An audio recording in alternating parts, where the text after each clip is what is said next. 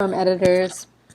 This video is to address one of the most common requests we get from our clients, which is to blur background. This is an example of what blurring a background should look like. There should be a clear foreground and a blurred background behind the subjects. What I see a lot, and there's an easy way to do this, but what I end up seeing a lot is a case where the entire ground in front of the figure and behind the figure is blurred, and then there's this clear subject in the middle. And it just doesn't look real. It looks very fake. This is not something that a camera would know how to do. It doesn't blur everything all around a figure and leave a figure clear. A more realistic depth of field is this. You see a clear, in focus photo from a certain distance, and then behind the figure is blurred. So I'm going to show you the easiest way to do that using this photo here. So let's say we get this photo and they say blur background. What we need to do, and it's very easy, is select all, copy,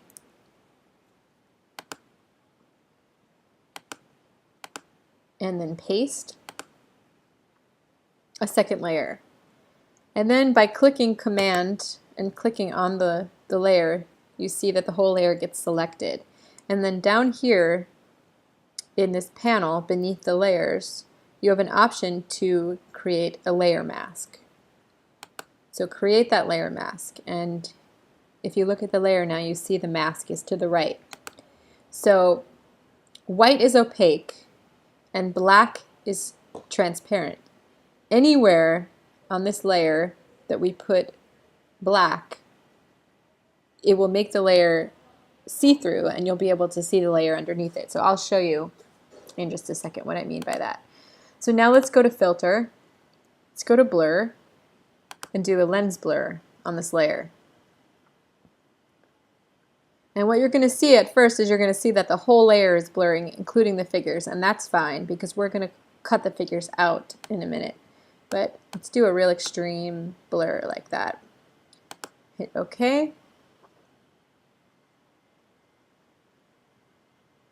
Okay, so now we have a blurry layer. And I will show you, if you take the black paintbrush, if you apply black in any way, whether it's with the paint bucket or the paintbrush, you're going to see the layer underneath it, and you see that right there.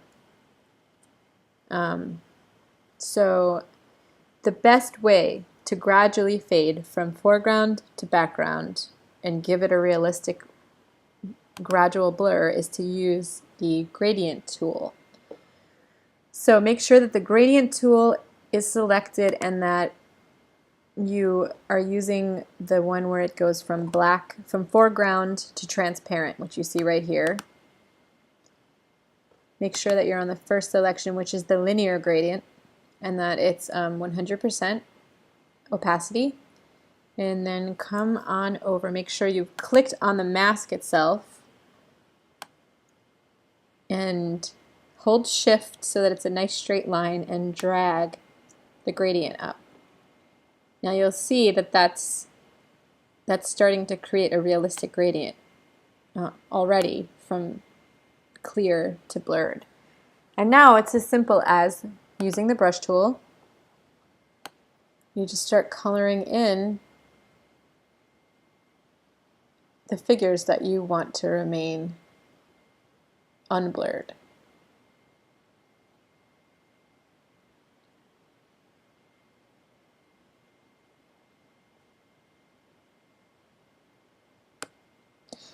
So one of the tricks is you can use the backslash key on your keypad.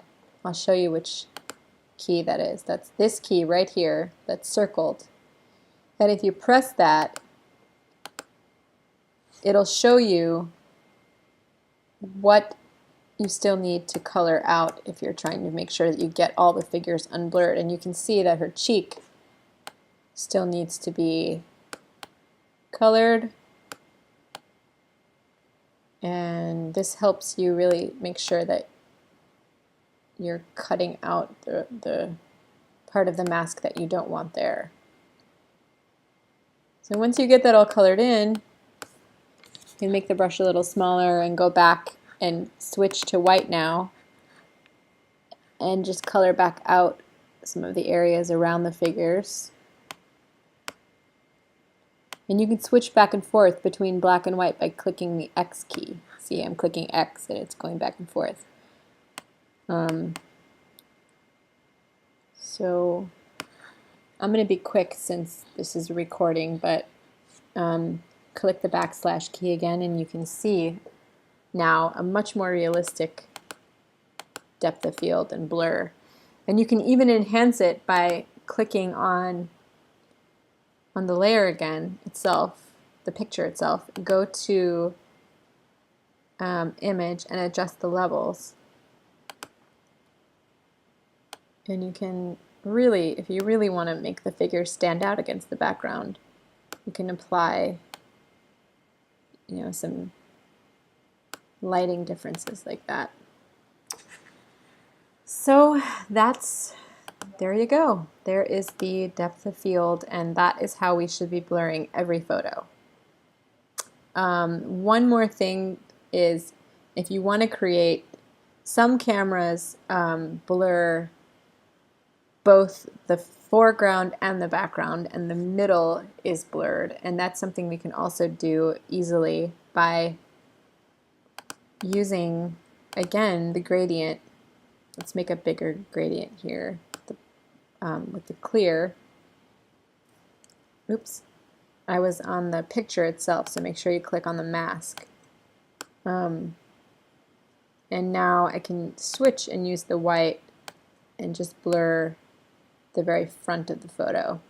That doesn't look good on this one, but in some cases you might want to do that. Like in this photo, you can see that there's a little bit of blur on the very bottom, and then it's clear in the middle, and then it's blurred again in the back. So hopefully that helps. Thanks for listening. Bye.